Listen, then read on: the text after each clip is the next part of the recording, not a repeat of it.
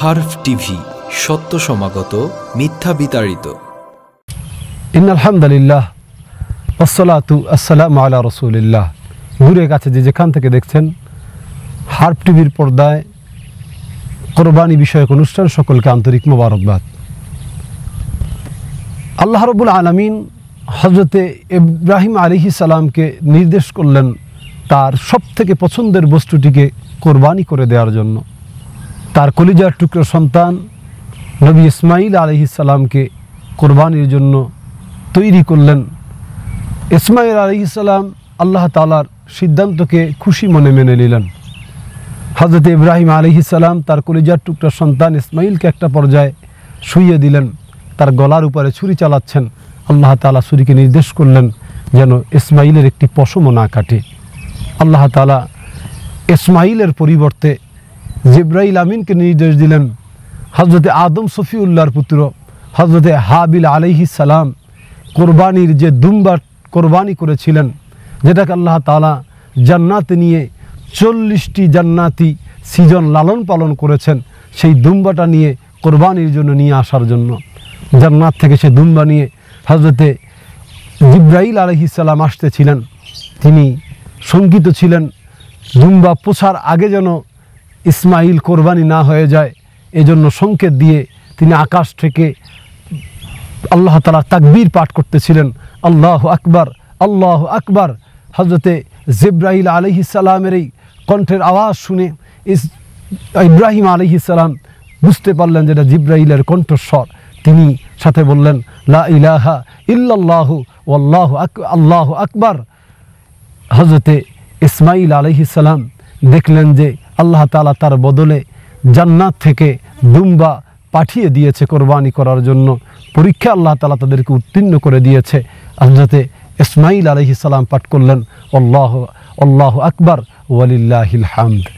এই তিনজনার সমন্বিত আল্লাহ তাআলার তাকবীর এবং তাসবিহ এবং তাহমিদ আল্লাহ রাব্বুল আলামিন কিয়ামত পর্যন্ত তার বান্দাদের মধ্যে এই ইতিহাসকে স্মরণ রাখার জন্য আল্লাহ রাব্বুল আলামিন প্রতি জিলহজের 9 তারিখ ফজর থেকে জিলহজ মাসের 13 তারিখ আসর পর্যন্ত মোট 23 ওয়াক্ত, হোক সে মুসাফির, হোক সে অথবা মুকিম, হোক সে পুরুষ কিংবা নারী, হোক সে একাকী নামাজ পড়ুক কিংবা জামাতে, যেভাবে যে অবস্থায় নামাজ পড়ুক না কেন, 5 ওয়াক্ত নামাজে 5 বার তাকে অন্তত একবার করে এটা পাঠ করতে হবে তাকবীরে তাশরিক হিসাবে, আল্লাহু আকবার, আল্লাহু আকবার, লা ইলাহা ইল্লাল্লাহু ওয়াল্লাহু আকবার, আল্লাহু আকবার ওয়ালিল্লাহিল হামদ।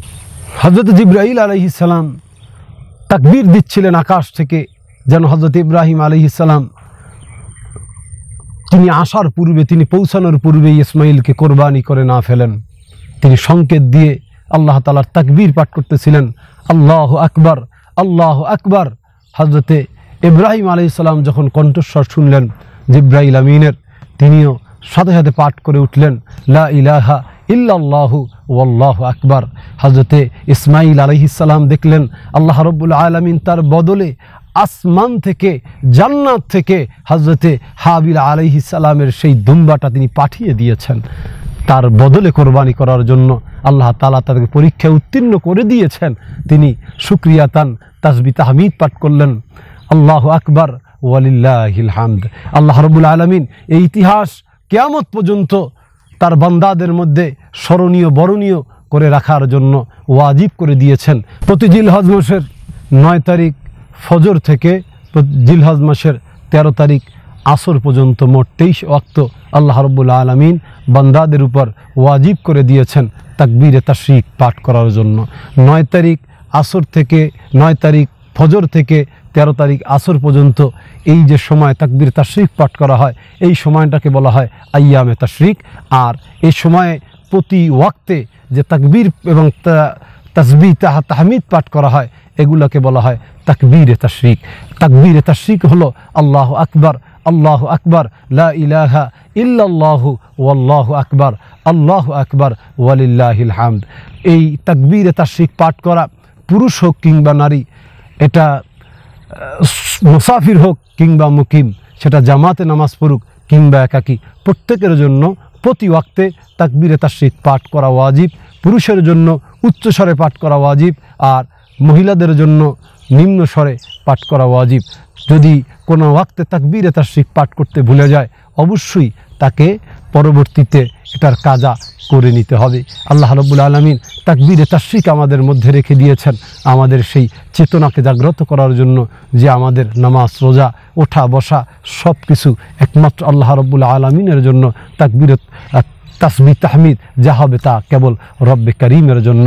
আল্লাহ এজন্যই আমাদেরকে শিখিয়েছেন, কুল ইন্না সলাতি ওয়া নুসুকি ওয়া মাহইয়ায়া ওয়া মামাতি লিল্লাহি রাব্বিল আলামিন। আসুন আমরা তাকবীরে তাশরিক 9 তারিখ জিলহজের ফজর থেকে 13 তারিখ জিলহজের আসর পর্যন্ত পাঠ করতে ভুলে না যাই। সাথে সাথে ইতিহাসটিও মনে রাখি, যেন আমরা ইসমাইলের মতো, ইব্রাহিম আলাইহিস সালামের মতো নিজেদেরকেও আল্লাহ রাব্বুল আলামিনের সামনে সঁপে দিতে প্রস্তুত হতে পারি।